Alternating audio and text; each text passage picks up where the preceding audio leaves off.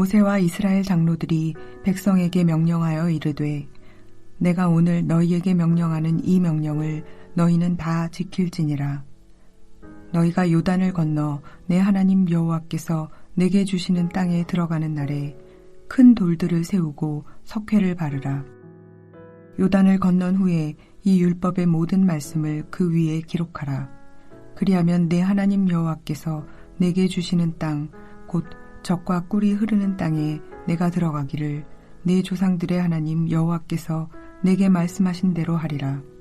너희가 요단을 건너거든 내가 오늘 너희에게 명령하는 이 돌들을 에발산에 세우고 그 위에 석회를 바를 것이며 또 거기서 내 하나님 여호와를 위하여 제단 곧 돌단을 쌓되 그것에 쇠 연장을 대지 말지니라.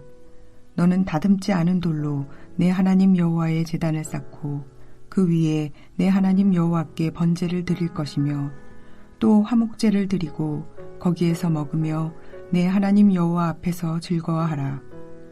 너는 이 율법의 모든 말씀을 그 돌들 위에 분명하고 정확하게 기록할지니라.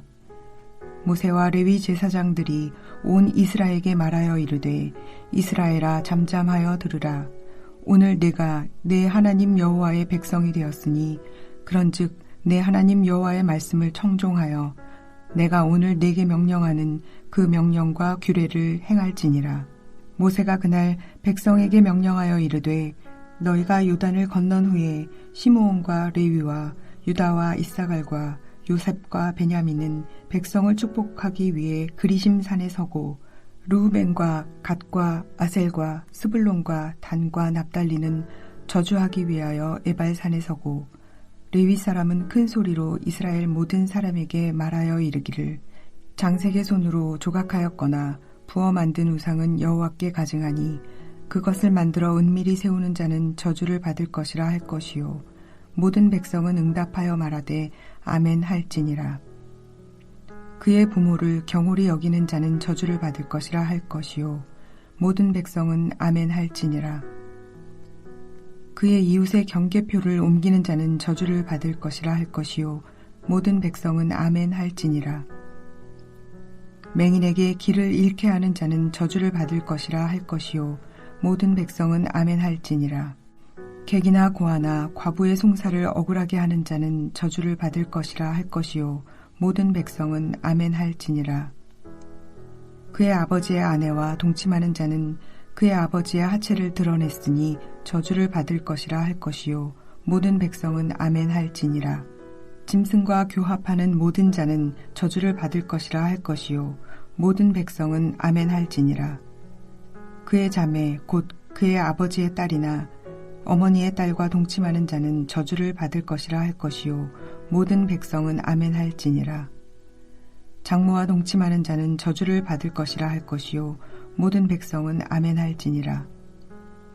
그의 이웃을 암살하는 자는 저주를 받을 것이라 할 것이요 모든 백성은 아멘 할지니라. 무죄한 자를 죽이려고 뇌물을 받는 자는 저주를 받을 것이라 할 것이요 모든 백성은 아멘 할지니라. 이 율법의 말씀을 실행하지 아니하는 자는 저주를 받을 것이라 할 것이요 모든 백성은 아멘 할지니라. 신명기에서 모세가 들려준 설교와 율법은 출애굽 세대가 아니라 광야에서 태어난 새로운 세대들에게 주신 말씀입니다. 애굽에서 탈출할 때 나왔던 세대는 시내산에서 하나님과 언약을 맺고 하나님의 백성으로 율법을 다 지켜 행하겠다고 맹세하였지만 가데스 바네아에서 불순종함으로 약속의 땅에 들어가지 못하고 40년 동안 방황하다가 광야에서 다 죽었습니다. 40년이 지난 후 광야에서 태어난 세대는 이제 약속의 땅을 눈앞에 두고 모압 평지에 이르게 되었습니다. 이들은 광야에서 태어났기에 그들의 부모 세대가 시내산에서 하나님과 어떤 언약을 맺고 어떻게 살아야만 하는지에 대하여 전혀 모릅니다.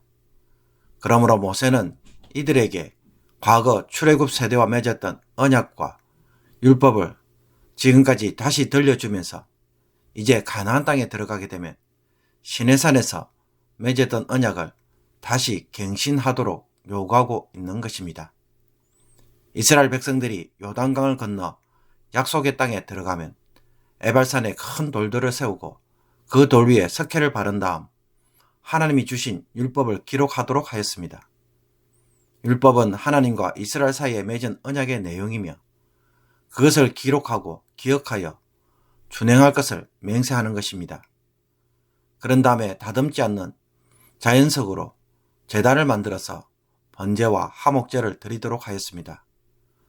가나안 땅의 주인은 하나님이시고 이스라엘 백성들은 하나님의 명령과 규례를 지키는 언약의 백성임을 고백하는 언약식을 행하도록 하신 것입니다. 이렇게 언약식을 행한 후에 제일 마지막에 하는 것은 순종과 불순종에 따른 복과 저주의 선언입니다. 하나님은 이스라엘 백성들이 좌우에 그림신산과 에발산에 있는 길갈로 가서 그림신산에서는 유다를 비롯한 6개 지파를 세우고 에발산에는 루벤 지파를 포함하는 6개 지파를 세운 후에 먼저 불순종에 따른 저주를 선포하였습니다. 그래서 레위 사람이 큰 소리로 이스라엘 모든 사람들에게 12개의 율법의 사례, 즉 언약을 위반하는 사례를 읽고 저주를 선포하면 모든 백성들은 어떻게 해야 합니까? 아멘으로 응답하도록 하였습니다. 저주를 먼저 선포하는 이유는 언약을 깨트리는 자에게는 저주가 임하기에 반드시 순종할 것을 요구하는 것입니다. 이때 레위 사람이 들려준 율법의 위반 사례를 보면 어떤 특징들이 있습니까? 우상 숭배, 부모를 업신여기는 것, 이웃집에 경계를 옮기는 것, 소경을 엉뚱한 길로 인도하는 것, 객과 고아와 과부의 송사를 억울하게 하는 것, 여러 가지 성범죄와 살인, 뇌물을 받아 무죄한 자를 죽이는 일들을 보면 은밀하게 행할 때에 잘 드러나지 않는 특징들을 가지고 있습니다. 즉 남들 모르게 은근슬쩍 죄를 짓고는 모른 채 할 수 있는 죄들이라는 것입니다. 그런데 누가 이런 죄를 짓는다면 하나님은 그에게 무엇을 선포합니까? 저주가 임할 것이라고 선포합니다. 하나님은 다 보고 계시고 알고 계신다는 것입니다. 그러므로 하나님이 모르고 지나가는 죄들은 하나도 없다는 것을 알고 은밀하게 범죄하지 않도록 강력하게 경고하는 말씀이라고 할 수 있습니다. 사람들이 모른다고 해서 괜찮은 죄는 하나도 없습니다. 하나님 앞에서는 그 어떤 죄도 감추어질 수 없기에 늘 정직하게 고백하고 회개하는 삶이 우리에게 필요합니다. 하나님마저도 속이는 죄가 있다면 그 사람의 양심은 죄에 대하여 결국 아무것도 느끼지 못하는 마비된 사람이 될 것입니다. 하나님 앞에서는 우리가 자주 넘어지고 범죄할지라도 항상 정직하게 죄를 죄로 여기고 고백하는 마음을 잃어버리지 말아야 합니다. 너무 자주 범죄하기에 나중에 죄를 죄로 여기는 것조차 무뎌진다면 그 사람은 하나님에게 돌아오기 심각한 상태에 처할 수가 있는 것입니다. 그리고 또 한 가지 묵상하며 생각해 봐야 할 것은 하나님 앞에서 이스라엘 백성들이 언약식을 맺고 율법의 위반 사례를 선포할 때에 이것을 무엇으로 간주하고 있음을 보여줍니까? 하나님과 언약을 깨트린 일로 바라보고 저주를 선포하고 있습니다. 그냥 내가 단순히 실수한 일로 보거나 혹은 도덕적으로 잘못을 범할 수 있는 수준으로 볼 수 있는 것이 아닙니다. 하나님과 맺은 언약, 즉 하나님과 나 사이의 관계를 내 스스로 부정하는 사건으로 바라보고 조심해야 한다는 것입니다. 이스라엘 백성들이 성전에서 열심히 제사를 드렸지만 정작 삶에서는 여호와의 율법을 무시하고 불순종하였을 때에 하나님은 이스라엘 백성들에게 어떻게 반응하셨습니까? 언약을 깨트리는 일로 간주하였습니다. 그래서 하나님이 다시 새 언약을 맺을 때 그 새 언약은 어떤 특징을 가지고 있습니까? 나는 나의 율법을 그들의 가슴속에 넣어주며 그들의 마음판에 새겨 기록하여 나는 그들의 하나님이 되고 그들은 나의 백성이 될 것이다. 언약을 온전히 지키는 사람은 하나님의 율법을 거역하지 않고 마음으로부터 순종하는 사람들입니다. 그러므로 죄를 짓는 일을 어쩔 수 없는 일로, 지어도 괜찮은 일로 여기는 마음은 매우 위험한 생각입니다.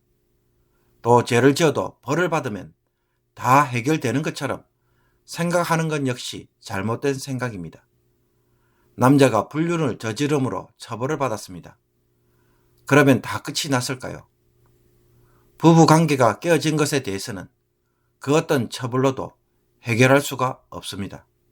이스라엘이 하나님 앞에 범죄했을 때에 하나님은 어떻게 말씀하십니까? 내가 그들의 남편이 되어도 그들이 내 언약을 깨뜨렸습니다. 라고 말씀하였습니다. 남편과 아내 사이에 언약 관계가 깨어졌을 때에 다시 회복할 수 있는 길은 어디에 있습니까? 오로지 전적인 하나님의 은혜를 다시 누리게 될 때에 가능한 일입니다. 우리가 이 은혜 때문에 죄를 용서받았을 뿐만 아니라 다시 하나님의 백성이 되는 자리에 들어가게 된 것입니다. 그러므로 오늘 죄를 짓는 일에 대하여 결코 가볍게 여기지 않기를 원합니다. 특히 은밀한 죄, 남들이 모르는 죄에 대해서도 늘 조심하고 남이 보지 않을 때도 죄를 짓지 않게 해달라고 성령의 도우심을 간절히 기도하는 거룩한 하루가 되기를 주님의 이름으로 축복합니다. 기도드리겠습니다. 거룩하신 하나님, 우리가 범죄하지 않기를 원하시는 이유가 무엇인지 다시 한번 언약의 관점에서 바라보게 하시므로 하나님과의 관계를 스스로 무너뜨리는 자가 되지 않게 하옵소서. 그럴 수 있고 연약해서 벌을 받으면 다 되는 것처럼 착각하지 않게 하옵소서. 그리스도의 십자가의 사랑으로 다시 회복된 관계를 죄로 무너뜨리지 않도록 죄에 대하여 다시 한번 민감한 마음을 주시며 사람들이 보지 않는 곳에서도 부끄럽지 않는 성도가 되게 하여 주옵소서. 그래서 이제는 저주 가운데 사는 삶이 아니라 하나님의 복 가운데 살아가는 축복받는 거룩한 성도들로 오늘 살아가게 하옵소서. 예수 그리스도의 이름으로 기도하옵나이다. 아멘.